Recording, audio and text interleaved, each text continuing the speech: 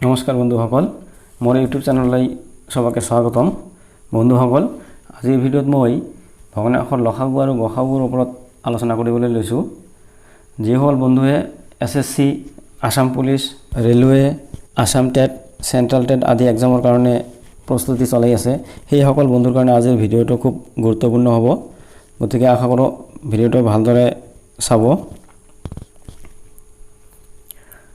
বন্ধুসকল, আগতে আমি আলোচনা কৰি লওঁ লসাগু আৰু গসাগুৰ সম্পূৰ্ণ বেছিক কনচেপ্টটো। লসাগু মানে হ'ল এলচিএম বা লসাগু, এটাৰ সম্পূৰ্ণ নাম হ'ল লঘিষ্ঠ সাধাৰণ গুণিতক, আৰু এচিএফ বা গসাউ গৰিষ্ঠ সাধাৰণ উৎপাদক। ইয়াত এটা কথা মন কৰিব, লঘিষ্ঠ সাধাৰণ গুণিতক মানে হ'ল যি সংখ্যাটো আমি ল'ম তাৰ গুণিতক, অৰ্থাৎ সেই সংখ্যাটো কিবা এটা সংখ্যাৰে গুণ কৰিলে যিটো গুণফল পোৱা যায় তাক কোৱা হয় গুণিতক, অৰ্থাৎ এইটো সদায় ডাঙৰ হয়। আৰু উৎপাদক মানে হ'ল কোনো এটা সংখ্যাক আমি যিবিলাক সংখ্যাৰে ভাগ কৰিব পাৰোঁ বা যিবোৰ সংখ্যাৰে কোনো এটা সংখ্যা বিভাজ্য, সেই সংখ্যাবোৰক কোৱা হয় তাৰ উৎপাদক। গতিকে উৎপাদকটো সদায় সৰু হয়, এইটো কথা অলপ মনত ৰাখিব। উদাহৰণ হিচাপে মই বুজাই দিছোঁ, দুটা সংখ্যা লৈছোঁ 6 আৰু 8। 6 আৰু 8ৰ এলচিএম কি হ'ব আমাৰ?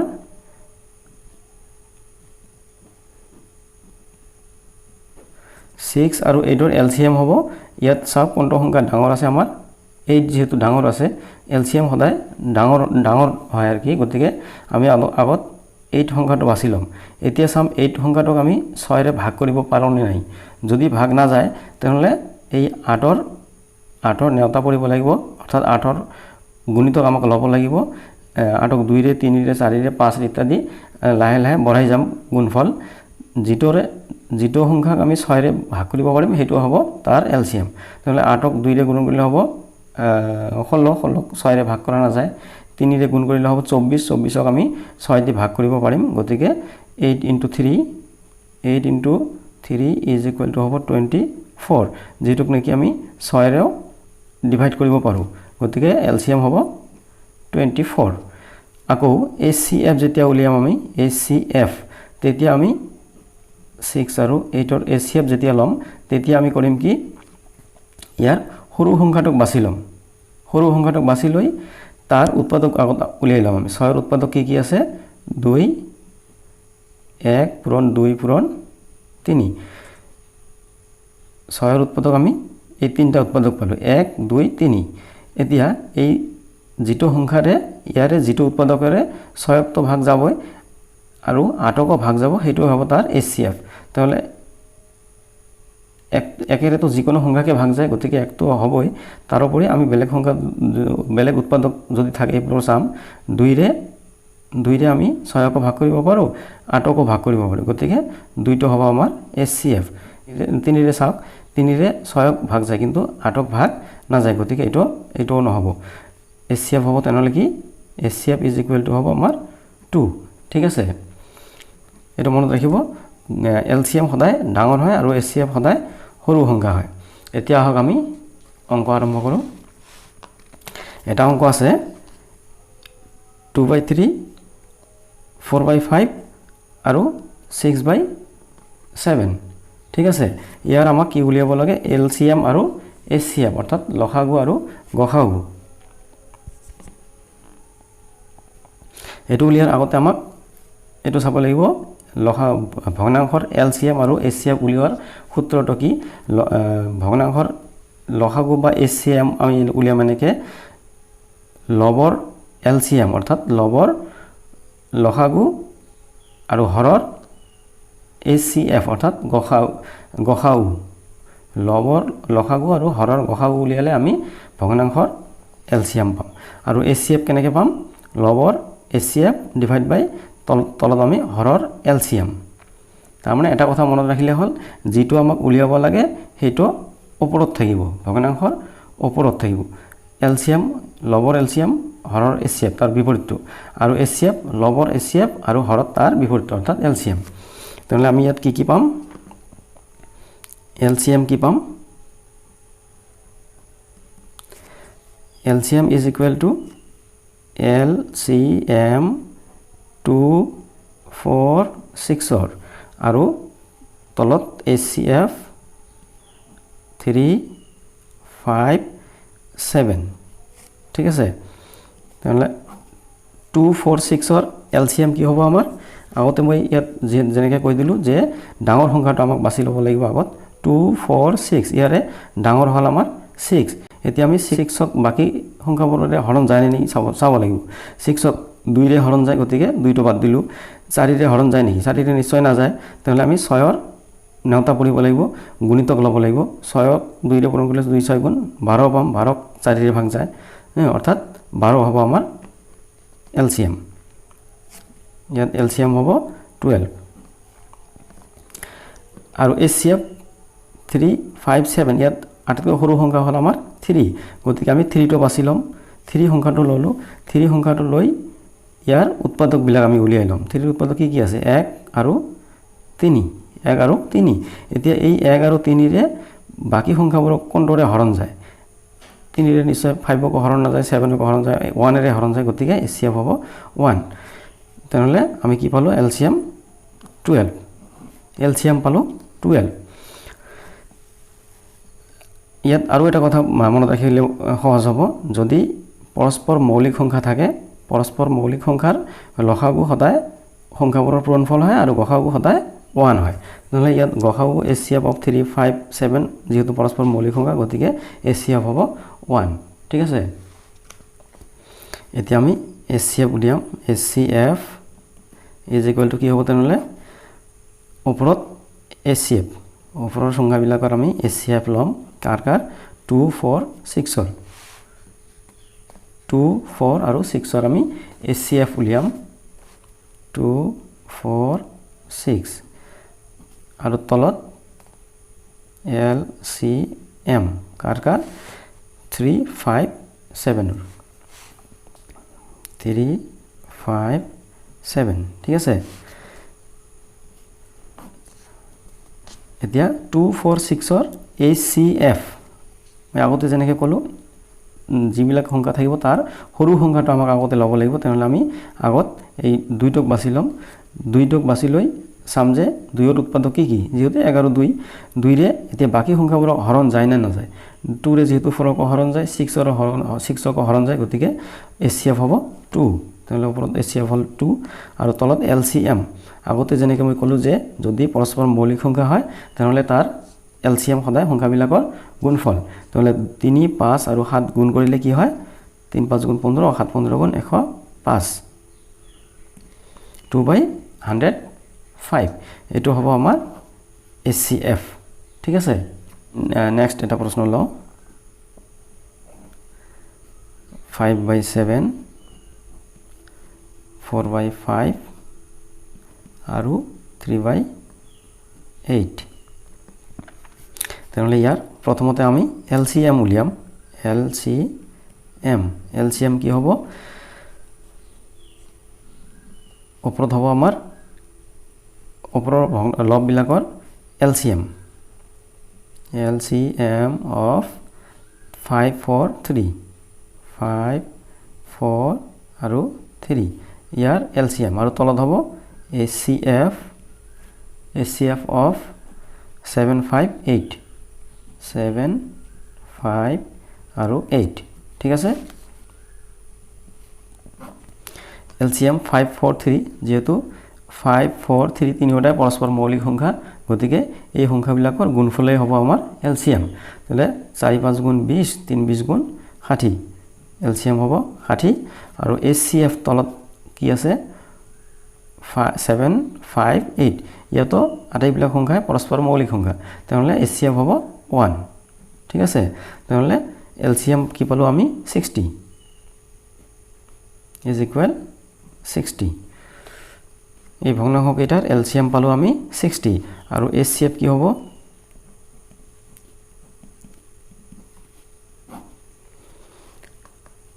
লববিলাকৰ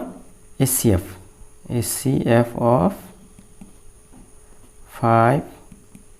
4 3 আৰু তলত হ'ব 7 5 8ৰ LCM LCM of 7, 5, 8 ঠিক আছে এতিয়া 5 4 3 LCM HCF কি হ'ব আমাৰ 5 4 3 যেহেতু HCF ইয়াত দেখা 5 4 3 আটাইবোৰ পৰস্পৰ মৌলিক সংখ্যা গতিকে HCF হ'ব 1 ইয়াত পালো আমি HCF 1 আৰু তলত 7 7 5 8 ইয়াতো আটাইবোৰ পৰস্পৰ মৌলিক সংখ্যা গতিকে LCM হ'ব এই সংখ্যাবিলাকৰ গুণফল 7 5 8 ৰ গুণফল হ'ল আমাৰ 5 8 গুণ 40 47 গুণ 280 1/280 এইটো হ'ল আমাৰ HCF আশা কৰো বুজি পাইছে আৰু এটা লৈছো উদাহৰণ যিমানে প্ৰেক্টিস কৰিব সিমানে সহজ হ'ব সেইবাৰ এটা সংখ্যা লওঁ 7/8 4/10 আৰু 9/16 এইটো সংখ্যা লওক 7/8 4/10 আৰু 9/16 তেনলে আমাৰ ফাৰ্ষ্টত আমি LCM উলিয়াম LCM is equal to কি হ'ব লব বিলাকৰ LCM ওপৰত আৰু হৰ বিলাকৰ HCF তলত তেনলে LCM of কি 7 4 9 7 4 আৰু 9 আৰু তলত হ'ব HCF কাৰ 8 10 আৰু 16 ৰ 8 10 আৰু 16 ৰ is equal 7 4 9 ইয়াৰ LCM যেহেতু সংখ্যাবিলাক আমাৰ 7 4 9 পৰস্পৰ মৌলিক সংখ্যা কোনো এটা সংখ্যাৰ সাধাৰণ উৎপাদক নাই গতিকে আটাইবিলাক সংখ্যাৰ পূৰণফলে হ'ব LCM তাহলে পূৰণফল কি হ'ব 4 9 গুণ 36 7 দিয়ে 36 পূৰণ কৰিলে 6 7 42 ৰ 2 হাতত 4 3 7 গুণ 21 আৰু 4 25 252 আৰু তলত কি হ'ব আমাৰ এই সংখ্যাবোৰৰ HCF এবাৰ চাওক এবাৰ ইয়াত চাওক HCF সদায় সৰু সংখ্যাটোৰ ওপৰত হ'ব লাগে তাহলে 8 10 আৰু 16 ৰ ভিতৰত সৰু আছে আমাৰ 8 গতিকে 8 ৰ উৎপাদক আমি লম কি পাম উৎপাদক ইয়াৰ 2 পূৰণ 2 পূৰণ 2 তিনটা 2 পূৰণ কৰিলে আমি 8 পাম আচ্ছা ইয়াৰে 2 ৰে আমাৰ বাকিবোৰ ভাগ যায় নাই 2 ৰে ভাগ কৰিলে 2 ৰে 10ক আমি ভাগ কৰিব পাৰো 2 ৰে 16ক ভাগ কৰিব পাৰো কিন্তু দুটা যদি একেলগে লওঁ দুটা একেলগে ললে আমি 4 পাম 4 ৰে 10ক ভাগ না যায় কিন্তু 16ক যায় গতিকে 4 নহব অকল এটা 2 হে হ'ব তাৰ মানে HCF হ'ব 2 ঠিক আছে এতে 2 ৰে ওপৰত LCM 749 ৰ পালো 252 আৰু HCF ইয়াৰ পালো আমি 2 এতে দেখা যায় এই সংখ্যাটো আমি লঘিষ্ঠ আকাৰত লব পাৰো লঘিষ্ঠ আকাৰত ললে আমি কি পাম 2 1 গুণ 2 2 2 গুণ 4 1 বাকি থাকিল 12 2 6 গুণ 12 126 তাহলে LCM হল আমার 126 এটা হল LCM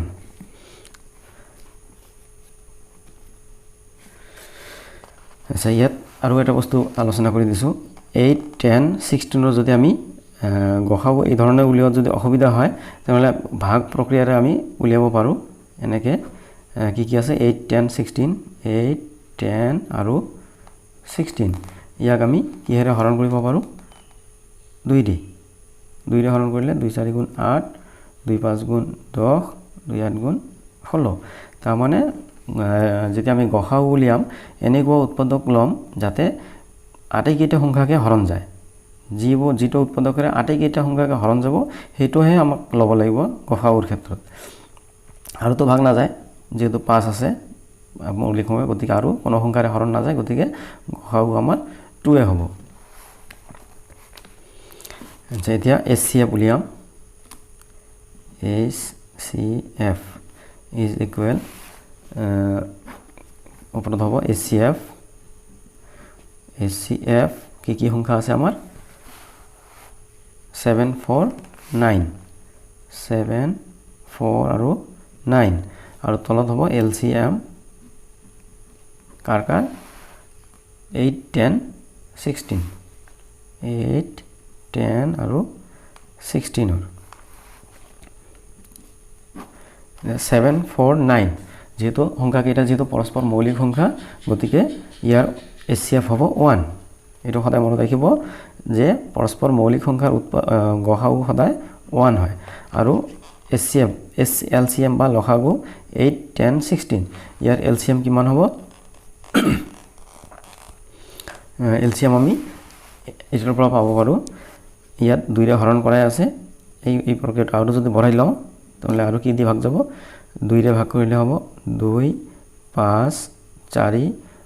আকৌ 2 ৰে ভাগ যায় আকৌ 2 ৰে ভাগ দিলে 1 5 2 আকৌ 2 ৰে ভাগ যায় 1 5 2 সৰি 1 আৰু এবাৰ 5 দি ভাগ কৰিলে 1 1 1 তাহলে কি পালো আমি 2 2 2 2 5 তাহলে 2 2 গুণ 4 2 4 গুণ 8 2 8 গুণ 16 5 16 গুণ 80 80 তলত পালো আমি LCM 80 বা আগৰ বিলাকৰ নিচিনাকৈ উলিওৱা যায় ইয়াত 8 10 আৰু 16 ৰ ভিতৰত ডাঙৰ কোনটো 16 গতিকে আমি 16 সংখ্যাটো বাছি ল'ব লাগিব এতিয়া এই 16 সাময়িক সৰু সংখ্যা বিলাকৰ হৰণ যায় নেকি 8 দি যেহেতু হৰণ যায় গতিকে 8 ক্যান্সেল গল 10 ৰে যেহেতু হৰণ না যায় এতিয়া আমি 16 ৰ এনেকুৱা গুণিতক ল'ব লাগিব যেটো সংখ্যাক আমি 10 ৰে হৰণ কৰিব পাৰো তাহলে 16 2 16 গুণ 32 32 ক 10 ৰে হৰণ না যায় 3 16 গুণ 48 না যায় 5 16 গুণ 4 16 গুণ 64 64 ক আমি 10 ৰে ভাগ কৰিব নোৱাৰো 5 16 গুণ 80 80 ক আমি 10 ৰে হৰণ কৰিব পাৰো 10 গুণ 80 গতিকে LCM হ'ব আমাৰ 80 বা 80 ঠিক আছে অৰ্থাৎ 7/8 4/10 আৰু 9/16 ৰ HCF হল আমাৰ কিমান 1/80 আশা কৰো ভগ্নাংশৰ LCM আৰু HCF ক্লিয়াৰ হৈ গৈছে ভিডিওটো কেনে লাগিল কমেন্ট কৰি নিশ্চয় জনাব যদি ভাল লাগিছে তেনেহলে লাইক এটা কৰি দিব আৰু লগতে সকলো বন্ধু বান্ধৱীক শেয়াৰ কৰিব আৰু যদি মোৰ চেনেলটো আজি প্ৰথম চাইছে তেনেহলে চেনেলটো সাবস্ক্ৰাইব কৰি লগত থকা বেল আইকনটো প্ৰেছ কৰি দিব তেতিয়া মই আপলোড দিয়া যিকোনো ভিডিও সোনকালে চাব পাৰিব থ্যাংক ইউ